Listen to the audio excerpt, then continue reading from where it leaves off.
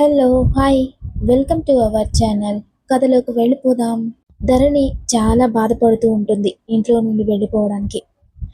ఒక్కసారిగా జీవితంలో రఘునైనా క్షమిస్తానేమో కానీ నీ భర్తను మాత్రం అస్సలు క్షమించును అని చెప్పి తల్లి కన్నా ముందే ఆ ఇంటి గడప దాటడానికి చూస్తుంది ధరణి.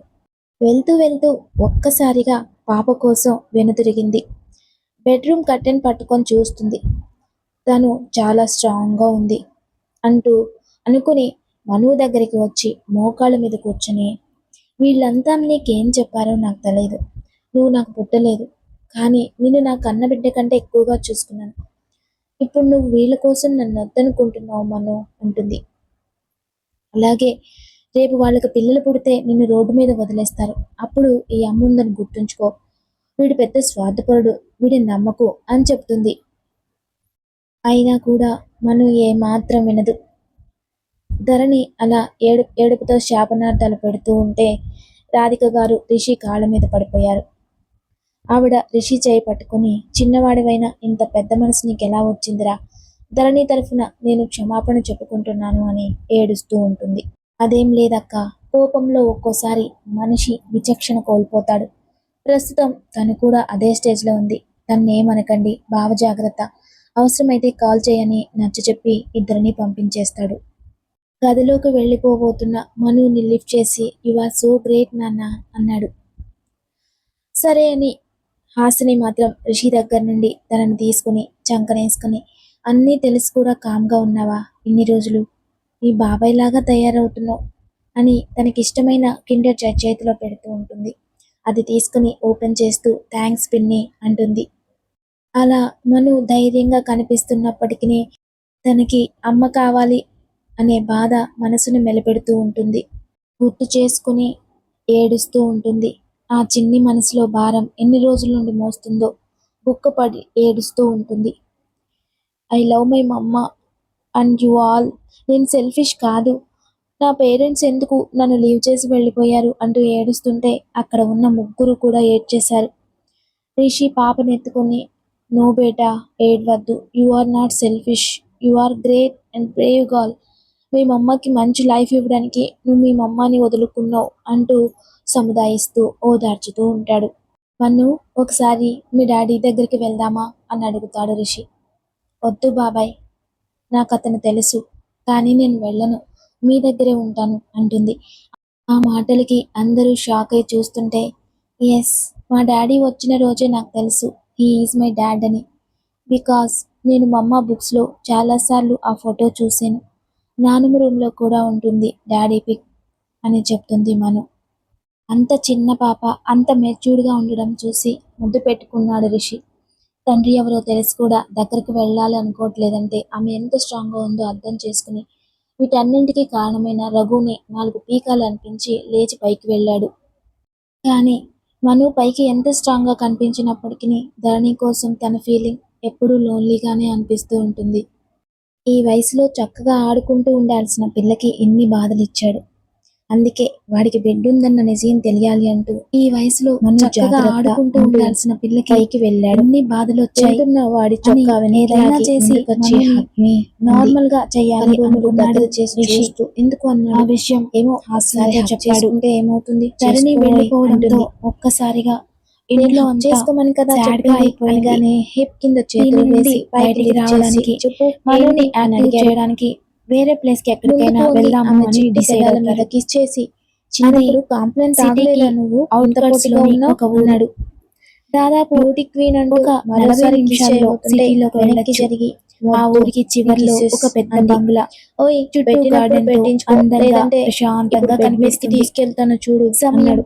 బాబోయ్ ఉదయం అని 5 కావస్తుంది. బొద్దుగా మొహమ్మడే నిద్ర లేచిన ఇష్టంగా ఆమె పెదాలు అందుకొని పక్కనే ఉన్న హాసిని చూసి లవ్ యూ చిక్కి అన్నాడు. ఎన్ని రోజులు అందరినీ చాలా చేసి లవ్ యూ అనుకుని ఇలాంటి అబ్బాయి లేచి బాల్కనీలోకి వెళ్ళాడు. ఇక కళ్ళు మూసుకొని అప్పటికే వారు బాల్కనీలో నుండి కింద గార్డెన్ లో ఆడుకుంటున్న మను కనిపిస్తుంది. ఆ హారిక దగ్గరికి అస్సలు వెళ్ళొద్దు చెప్తున్నా వేలు చూపించింది. అలా రఘు ఉండే ఫ్లాట్కి వెళ్ళి డోర్ నాక్ చేశాడు. 3 రోజుల నుండి లోపలే ఉంటూ తాగి పడుకున్నాడు రఘు. వచ్చింది ఫుడ్ డెలివరీ అతను అనుకొని విసుగ్గా డోర్ ఓపెన్ చేసి త్వరగా ఇవ్వన్నాడు మత్తుగా. బాస్టర్డ్, ఏం చేస్తున్నావు నువ్వు అని గట్టిగా అరిచాడు. నువ్వా రిషి, నువ్వా, రా లోపలికి రా.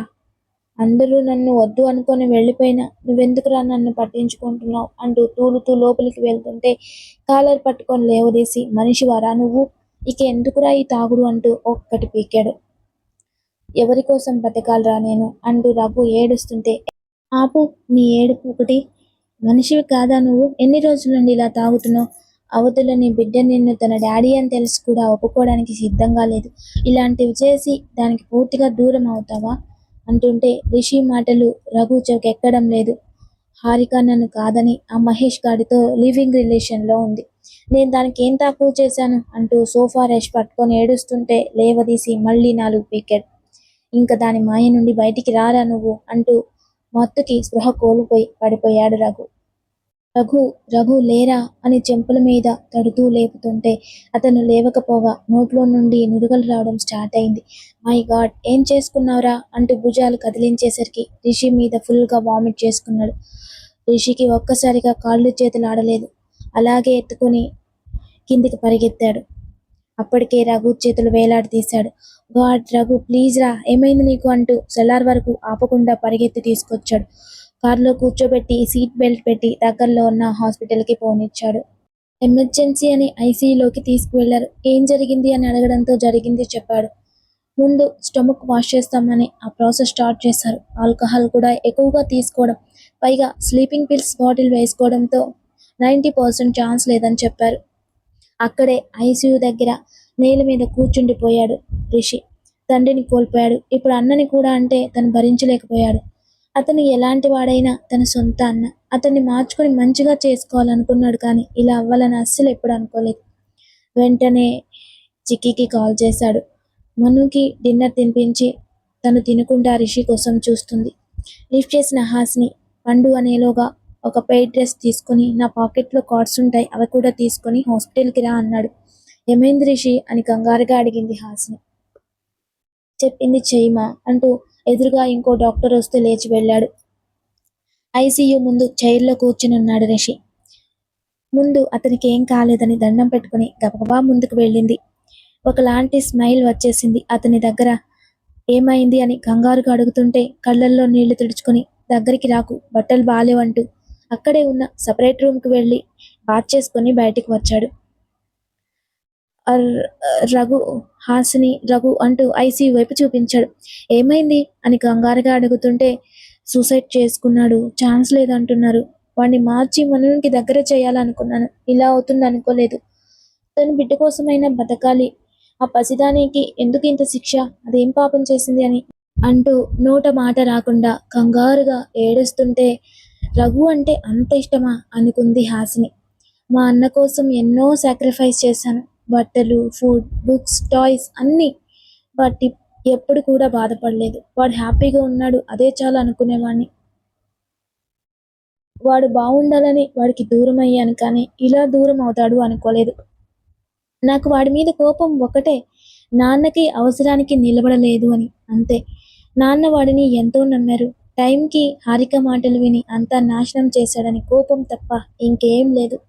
I want my Raghu Hasni, ఏదొకటి చెయ్యవా ప్లీజ్, మనుకి రఘు కావాలి, రఘు నార్మల్ అయి మనుని చూసుకోవాలి, వాడి లైఫ్ ఇలా ముగియడం నేను భరించలేకపోతున్నాను, మేము చాలా నార్మల్ మిడిల్ క్లాస్ మనుషులం హాసిని, ప్లీజ్ డూ సంథింగ్ అని చెయ్యి పట్టుకోగానే తను కూడా వెక్కి వెక్కి ఏడ్చేసింది. కన్నా కూల్గా ఉండు, రఘుకి ఏం కాదు, మను కోసం తను నార్మల్ అవుతాడు. రోహన్ వాళ్ళ ఫాదర్కి ఇక్కడ చాలామంది చీఫ్ డాక్టర్స్ తెలుసు, నేను కాల్ చేశాను, ఆయన ఇమీడియట్గా స్పెషల్ సర్జన్ని పంపుతున్నాను అన్నారు. We will hope for the best, నువ్వు ఇలా డల్ అవ్వకు కన్నా, నువ్వే ఇలా అయితే అమ్మ, వరం, మను ఇలా ధైర్యం వీళ్ళకి ఎవరు చెప్పాలి అంటూ అతని కళ్ళు తన కొంగుతో తుడిచి వేడివేడి కాఫీ ఇచ్చి అందులో బ్రెడ్ డీప్ చేసి 2 స్లైసెస్ తినిపించి కాఫీ తాగించింది. లక్ష్మి గారు యష్ వచ్చారు హాస్పిటల్కి. ఆవిడ ఏడుపు మామూలుగా లేదు. రఘు ఇలా పిచ్చివాళ్లాగా దానికోసం చావు వరకు వెళ్తావు అనుకోలేదురా అంటూ అత్తయ్యని కూడా కూర్చోబెట్టి ఇద్దరిని సంభాలిస్తున్న చెల్లిని చూసి, ఇదెప్పుడు ఇంత పెద్దగా అయ్యింది, రిషితో ఇంత బాండింగ్ ఉందా తనకి అనుకున్నాడు యష్. నిమిషాలు గంటలుగా మారుతున్నాయి కానీ రఘు హెల్త్లో ఎలాంటి ఇంప్రూవ్మెంట్ లేదు. లక్ష్మి గారు తల గోడ్కి ఆంచి అలాగే కళ్ళు మూసుకున్నారు. ఎన్ని తప్పులు చేసినా కన్నబిడ్డ కదా. పైగా ముగ్గురిలో మొదటి నుండి రఘు మీదే ఎక్కువ ప్రాణాలు పెట్టుకొని బతికేరావిడ. కొడుకు కోడలు కొట్టుకొని అన్నం మానేస్తే వాళ్ళు తినే వరకు వెళ్ళి బతిమాలి తినిపించొచ్చేది. హారిక పరిచయం తర్వాత రఘు ఆమెతో పూర్తిగా దూరమైన ఆవిడెప్పుడు కొడుకుని దూరం పెట్టలేదు. ఉదయాన్నే లేచి కొడుకు కోసం వండి పెట్టేది. రఘు ఎలాగైనా బతకాలని కోరుకుంటూ ఉన్నారంతా. 30 గంటలు గడిచిపోయాయి. ఇంటికి రాకుండా రిషి హాస్పిటల్లోనే ఉంటున్నాడు. రిషి, ఇంటికి వెళ్దాం రా అని అడిగింది హాసిని. నేను రాను, నువ్వు వెళ్ళు అన్నాడు. రిషి బట్టలంతా బాలేవు, ప్లీజ్ ఫ్రెష్ అయి మళ్ళీ వద్దాం పదా అంటుంది. నేను రాను, నువ్వు ఫోర్స్ చేయకు అని చెప్పాడు సీరియస్గా. హాసిని ఒక్కటే ఇంటికి వెళ్ళి రిషికి బట్టలు ఫుడ్ తీసుకొని వచ్చింది. అత్తయ్యకి రిషికి పెట్టి తను అక్కడే ఉంది. సాయంత్రం డాక్టర్ వచ్చి చెక్ చేశారు. నో ఇంప్రూవ్మెంట్ అనుకుంటూ వెళ్ళాడు. రిషి లోపలికి వెళ్ళి, రఘు లేరా, నీ కూతురు బతికే ఉంది, దానికోసమైనా బతికరా ప్లీజ్ రా, ఆ తిరిగిపోతే కోసం నువ్వు ఇలా అవడం నాకు ఇష్టం లేదు, లేవరా అంటూ మంచం పట్టుకొని అక్కడే అన్న చేయి పట్టుకొని కూర్చున్నాడు. ఇంకో రోజు కూడా గడిచింది. రిషికి భయం మొదలైంది. ఎర్లీ మార్నింగ్ ఇంటికి వెళ్ళి మనుని లేపి, డాడీకి బాలేదు, నువ్వు లేపితే లేస్తాడేమో, లేపుతావా అని అడుగుతాడు. మను ఆన్సర్ ఇవ్వకుండా కూర్చుంటే, మీ డాడీ మిస్టేక్ చేశాడు, దాన్ని మనం క్షమించలేమా అని అడుగుతాడు. డాడీ బ్యాడ్ డాడీ కదా అని అడుగుతుంది. ఇప్పటి నుండి గుడ్ డాడీగా మార్చుకుందాం అంటాడు. అయితే అందరి డాడీస్ లాగా నన్ను స్కూల్కి తీసుకెళ్ళి నాతో ఆడుకుంటారా అంటుంది. సరే అని అన్నీ చెప్పి తీసుకొస్తాడు. హాస్పిటల్కి వచ్చి మను చేతిని రఘు చేతిలో పెట్టి, ఇది నీ కూతురు, తన కోసం లేవరా అంటాడు. డాడీ లవ్ డాడీ, నువ్వు గుడ్ డాడీగా మారిపో, మనం ఆడుకుందాం అని ఏడుస్తూ పిలుస్తుంది. రఘు చెయ్యి పాప చేతిని పట్టుకొని బిగుస్తుంటే డాక్టర్ అని పరిగెడతాడు రిషి. డాక్టర్ చెక్ చేసి హీఈస్ అవుట్ ఆఫ్ డేంజర్ అని చెప్పి, ఎక్కువ డిస్టర్బ్ చేయకండి అని చెప్పి బయటికి వెళ్ళిపోయాడు. అలా సాయంత్రం వరకు పాపని అక్కడే ఉంచకుండా మళ్ళీ సాయంత్రం వస్తాను, స్పృహ వచ్చినప్పుడు కాల్ చేయని చెప్పి మనుని ఇంటికి తీసుకుని వచ్చేసింది హాసిని. ఆరవుతుండగా రిషి కాల్ చేస్తే తీసుకొచ్చింది. ముందు రిషి వెళ్ళాడు లోపలికి. రఘు కళ్ళు తెరిచి ఎందుకు సేవ్ చేశావో అని అడిగాడు. రిషి ఉన్న బలమంతా ఉపయోగించి చెంప మీద కొడితే బెడ్ చివరి వరకు వచ్చేశాడు రఘు. బుద్ధి లేదురా నీకు, తప్పు మీద తప్పు, ఎన్ని తప్పులు చేస్తావు, ప్రపంచంలో అదొక్కటే మనిషా, దానికోసం చనిపోవాలనుకుంటున్నావు. రిషి ఎప్పుడు అంత హై వాయిస్లో మాట్లాడలేదు. అతని నరాలన్నీ పొంగున్నాయి, కళ్ళు ఎర్రగా ఉన్నాయి. ఎవరి కోసం బతకాలి, అమ్మ వద్దంది, ధరణి చీకొట్టింది, హారిక వేరెవరినో చూసుకుంది, నా కూతురు చనిపోయింది, ఇంక నేను ఎవరి కోసం ఉండాలి అంటుంటే, ఇది నీ బిడ్డ అని నువ్వు కన్న నీ బిడ్డ కోసం అని అరిచాడు. బిడ్డని ఆశ్చర్యంగా చూస్తుంటే బయటికి వెళ్ళి మనుని ఎత్తుకొచ్చి, ఇది నీ కూతురు, నీ కన్న కూతురు, దీనికి అమ్మ నాన్న రెండు నువ్వే అయి పెంచాలి, ఇప్పటికైనా కళ్ళు తెరువు, ఈ పసిదాని కోసమైనా నీ ఆలోచనలు చెడు పనులు మానుక అంటుంటే రఘు తన బిడ్డ అన్న దగ్గరే ఆగిపోయాడు. ప్రతి మనిషికి ఒక వీక్నెస్ ఉంటుంది. హారిక ప్రెగ్నెంట్ అని తెలిసినప్పటి నుండి బిడ్డ కోసం కలలు కన్నాడు. ప్రతిరోజు బిడ్డని తలుచుకోకుండా నిద్రపోలేదు. మను వాళ్ళ డాడీ కన్నీళ్లు చూస్తున్నా దగ్గరికి వెళ్లకుండా రిషి మెడ పట్టుకునే ఉంది. రిషి నాన్న అని చెప్పి దగ్గరకు తీసుకెళ్తున్నా, డోంట్ టచ్ మీ అని బాబాయ్ మెడబొంపుల్లో మొహం దాచుకొని చెప్పింది. సారీ, సో సారీ చిన్నోడా, నా బంగారం కదా, నాన్నని క్షమించలేవా అన్నాడు. నో, నా కోపంగా ఉంది, నా దగ్గరికి రాకు నువ్వు, అసలే స్కూల్లో కరాటే నేర్చుకుంటున్నా, నేను గట్టిగా కొట్టేస్తా అంటుంది. సన్నటి నవ్వు ఒకటి వచ్చి, సరే కొట్టు, ఎన్నైనా కొట్టు, నీ ఇష్టం అన్నాడు. చూడను పో, నేను నా క్రయింగ్ ఫేస్ బాగోదు, నువ్వు కూడా క్రయింగ్ ఫేస్తో ఉన్నావు, ఐ హేట్ టీయర్స్, బయటికి వెళ్దాం అంటుంది. రిషి చెప్పురా ప్లీజ్, ఒంట్లో నీరసంగా కూడా ఉండడంతో కొంచెం దీనంగా అడిగాడు. నాకు సంబంధం లేడు, అడుక్కో, బతిమాలి బుజ్జగించుకో, నాకు తెలియదు అన్నాడు. మను తల్లి ప్రేమగా పిలుస్తుంటే, నా పేరేంటో తెలుసా నీకు అంది. తెలీదు అన్నట్టు రిషి ఫేస్ చూశాడు. గుళ్ళో వరం పిలిచినప్పుడు గుర్తుంది, అదే ఇప్పుడు పిలిచాడు. నా పేరేంటి, అది కూడా తెలియదా నీకు, బ్యాడ్, వెరీ బ్యాడ్, బాబాయ్ వెళ్ళిపోదాం మనం, మొహం అలాగే దాచేసి చెప్పింది. ఆ మొహం చూడడం కోసం రిషి వెనక్కి వెళ్ళి, సారీ తల్లి, ఇప్పటి నుండి అస్సలు వదను. ప్లీజ్ నాన్నని చూడవా అన్నాడు. రేపు డిశ్చార్జ్ అయ్యాక మాట్లాడు. ఇప్పుడు బెడ్ మీదకి పో అన్నాడు రిషి. పాపను తీసుకుని ఒక అడుగు ముందుకు వేసి, అరే ప్లీజ్ రా, ఉండండి రా అని దీనంగా అడిగాడు. నేను కూడా ఇలాగే ఒకసారి నా డాడీని చూడాలి అనుకున్నా బాబాయ్. బట్ తను రాలేదు. సో వెళ్ళిపోదాం అర్జెంటుగా. నాకు ఏడుపు వస్తుంది ప్లీజ్ అంటుంది. మను చిన్న పాదాలు రెండు పట్టుకొని, సారీ బంగారం, ఇంకెప్పుడు నిన్ను వదిలి వెళ్ళను అంటున్నా కదా అన్నాడు రఘు. నా లెగ్స్ పట్టుకోవద్దు. గ్రాని చెప్పింది. పెద్దవాళ్ళు చిన్నవాళ్ళ కాళ్ళు పట్టుకోవద్దని మీకు చెప్పలేదా? అమ్మ మాటలు విని ఉంటే ఇంత బాధపడేవాడిని కానేమో. సరే నువ్వు రెస్ట్ తీసుకో, నేను ఇంటి దగ్గర దించొస్తాను. ఇంకా నీతో తేల్చుకోవాల్సినవి ఉన్నాయి అంటూ బయటకు వెళ్తుంటే, చిన్నోడా ప్లీజ్ రా, ఒక్కసారి చూడరా అన్నాడు దీనంగా. నేను చూడను నిన్ను, నేను మొండిదాన్ని అంటూ అలాగే బయటకు వెళ్లారు కానీ చూడలేదు. వెళుతూ చేతిలో ఉన్న మ్యాంగో చాక్లెట్ రఘు మీదకు విసుక్కుపోయింది. రిషి ఇంటికి వెళ్ళి పాపని దించి కిస్ చేశాడు. లవ్ యూ బాబాయ్ అంటూ ముద్దులు పెట్టేస్తూ రిషిని ఇంకా గట్టిగా చుట్టుకుంది. ఓ గాడ్, నా చిక్కి పాప ఎందుకు ఇంత గారంగా ఉంది అని చిక్కి గారిని వెతికి ఏంట్రా అన్నట్టు కళ్ళెగరేశాడు. ఏమో నాకేం తెలుసు అన్నట్టు వాడు చేతులు చాపి వాటి మీద మొహం మార్చి చూస్తున్నాడు. హెల్ప్ చేయబే అన్నాడు మెల్లిగా. నాకేం తెలియదు, నేను నా గర్ల్ ఫ్రెండ్ కోసం వెళ్తున్నాను అన్నట్టు కొద్ది నవ్వి కళ్ళు మిటికరించి తోక ఊపుకుంటూ బయటికి పోతున్న వాటి తోక పట్టుకొని లాగి, ఎక్కడికి రా పోయేది అన్నాడు రిషి. కళ్ళు టపటపా కొడుతూ చూస్తుంటే, మిస్టర్ రమ్మి, నువ్వు అన్ని ఎక్స్ప్రెషన్స్ ఇవ్వకు. ఏమైంది మీ అక్కకి అన్నాడు. నువ్వు రాలేదు, మాట్లాడలేదని పట్టించుకోలేదు, చీదరించుకున్నావు. ఇవన్నీ చెప్పడానికి రకరకాల ఎక్స్ప్రెషన్స్ ఇచ్చి ఏదో విధంగా రిషికి బల్బు వెలిగేగా చేశాడు. మై క్యూట్ పప్పి. ఓహ్, నీ గర్ల్ ఫ్రెండ్ వెయిటింగ్ ఏమో అని వాణ్ణి వదిలి కిచెన్ అంతా సర్దుతున్న భార్యామణి వైపు ఒక లుక్ ఇచ్చి, అమ్మో ఆటం బాబ్ పేలినప్పు వెళ్తుంది అని పైకి వెళ్ళాడు. ఫ్రెష్ అయి గార్డెన్లో కూర్చున్నాడు. మల్లెల పరిమళాలు అతన్ని పిలుస్తుంటే మెల్లగా లేచి మల్లెపువ్వు పందిరి కిందికి వెళ్ళాడు. మెల్లిగా అక్కడున్నవన్నీ కోసి బుట్టలో వేశాడు. 5 మూరల మల్లెలు చకచకా అల్లి పక్కన పెట్టేశాడు. తన చిక్కీ పాప మూగల సవ్వడి విని అతని వైపు ఒక్కసారి కూసి కాఫీ కప్ స్టడీ టేబుల్ మీద పెట్టి కర్టెన్స్ సర్చేస్తుంది. Dark navy blue colour deep neck బ్లౌజ్లో వీపు పచ్చగా మెరుస్తూ కింద రెడ్ కలర్ జార్జ్ శారీలో కర్టెన్స్ కోసం మునివేళ్ల మీద నిలబడ్డంతో సాగిన ఆమె నడుం వంపు చూస్తూ, చిక్కీ కాదిది, చిల్లీ, రెడ్ హాట్ చిల్లీ అనుకుని వెనుక నుండి హత్తుకున్నాడు. ఆమె చాలా క్యూట్గా ముద్దుగా అనిపిస్తుంటే ఆమె ముందు కాళ్ళ మీద కూర్చొని ఆమె అరచేతులు పట్టుకొని వాటి మధ్య కిస్ చేసి, సారీరా బంగారం అన్నాడు. నాకేం వద్దు నీ సారీ అని మొహం పక్కకి తిప్పుకుంది. అయితే లవ్ యూ అంటూ మళ్ళీ కిస్ చేశాడు. అతని కిస్కి మాటలు కరువు అవుతుంటే ఇంకొంచెం పైకి జరిగి బెడ్ రెస్ట్ వరకు వెళ్ళి దానికి ఆనుకొని కూర్చొని కోపంగా చూస్తుంది. సారీ అంటున్నా కదా, నిన్ను కావాలని హర్ట్ చేయలేదు. మెల్లిగా ఆమె చెవి కింద పెదాలు తాకిస్తూ చెప్తుంటే అతని జుట్టులో చెయ్యి వేసి పక్కకి జరిపి, నేను కోపంలో ఉన్నాను, నన్ను ఇరిటేట్ చేయకు అని అతని మీద నుండి దొర్లి పక్కన కూర్చుంది. అలిగిన వేళ ఆమె ఇంకా అందంగా కనిపిస్తుంది అతని కళ్ళకి. ఆమె రెక్క పట్టుకొని లాగి నడుం చుట్టూ చేతులు బిగించి, అసలు కోపం ఎందుకు వచ్చింది? నీ మాట వినలేదనా అన్నాడు కళ్ళ నిండా నీళ్లతో అతని వంక చూసి. అసలు ఏమన్నాను?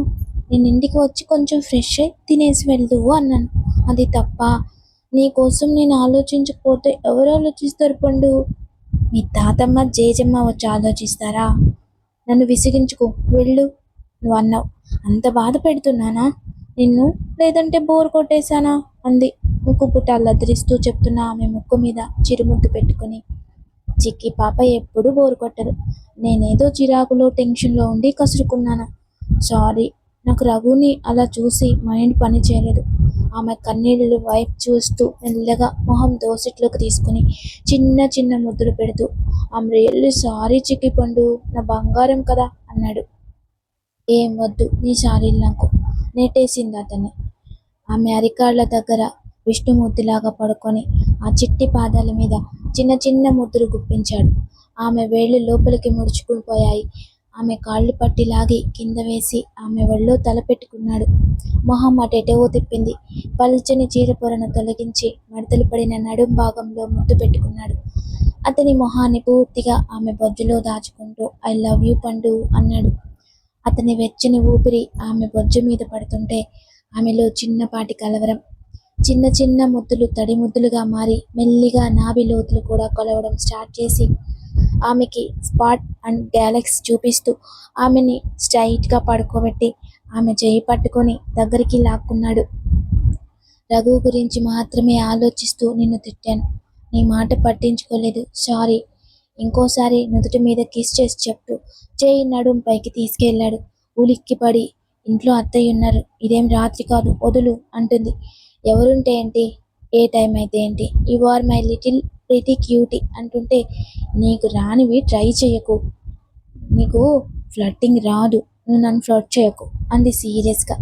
అరే ఒప్పుకుంటాను నాకేం రాదని, ఏదో ట్రై చేస్తుంటే అలా మరీ తీసేకే. అయినా రొమాంటిక్ హీరో రిషినందన్ అని మర్చిపోయావా? చూపించినా నేనేంటో అనేది అంటూ ఆమె మీదికి చేరిపోయాడు. ఆమె చీర పిన్ తీసేసి హృదయంలో తల దాచుకుంటూ బెస్ట్ ఎవర్ ప్లేస్ హాస్ని, యు ఆర్ మైన్ అంటూ తను ఆనందంగా ముద్దు పెడుతూ ఉన్నాడు. ఫ్యామిలీ అందరి ముందు వేరు, పార్ట్నర్ దగ్గర వేరుగా నా true colours, emotions, feelings total నా ఇన్ అండ్ అవుట్ నీ ముందే ఓపెన్గా ఉండగలను. అన్నీ ఒక్క నీ దగ్గర మాత్రమే బయటికి వస్తాయి. You are two souls connected by one heart అన్నాడు కళ్ళు మూసుకొని రిలాక్స్ అవుతూ. అతని ఆన్సర్ కన్విన్సింగ్ అనిపించింది. ఏమో మెల్లగా జుట్టు లోపల చేయి పెట్టి నిమురుతూ ఇంకోసారి కసురుకుంటే కచ్చి అయిపోతాను నీతో అంటుంది మొద్దుగా. కచ్చి వద్దు, కావాలంటే కొట్టు, మళ్ళీ కిస్ ఇవ్వు చాలు అంటూ ఆమె మడవంపుల్లో కిస్ చేసి బైట్ చేస్తాడు. కీచుగా అరుస్తూ ఓయ్ ఏంటి నువ్వు అలా కొరికేస్తున్నావు అంటూ లేచి అద్దం ముందు నిలబడి బైట్ మార్క్ చూసుకుంటూ అబ్బా ఎంత మంట అంటూ లోషన్ అప్లై చేసుకుంటుంటే తను అల్లిన మల్లెలు ఇష్టంగా ఆమె తలలో తురుముతూ నైట్కి ప్రిపేర్గా ఉండు బేబీ, ఇంకా ఎక్కువ మార్క్స్ చేస్తా అన్నాడు. ఇవెక్కడికి అంటుంటే నా స్వహస్తాలతో నా భార్యామణికి నేలు అల్లిల మల్లెలు అంటూ చెప్పాడు. నిజమా అంటూ ఆశ్చర్యంగా కళ్ళు పెద్దవి చేసి చూస్తున్న తనని లిఫ్ట్ చేసి కిస్ చేసి అన్నాడు. ఇష్టంగా మెడ చుట్టూ చేతులు వేసి పట్టుకొని లవ్ యూ పండు అంది. ఇద్దరి నుదుళ్ళు ఢీ కొట్టుకుని లవ్ యూ చెప్పుకున్నారు. ఆమె మనసు సంతోషంతో ఉరకలు వేసింది. భార్యాభర్తల మధ్య ఈగోలు, కోపాలు, పంతాలు దూరం పెడితే ఏ రిలేషన్ అయినా బ్యూటిఫుల్గా హ్యాపీగా సాగుతుంది, ఎన్ని కష్టాలు వచ్చినా అని అర్థమైంది రిషికి. ఈ సీన్తో ఈ పార్ట్ కంప్లీట్ అయిపోతుంది. Love you all. Thank you.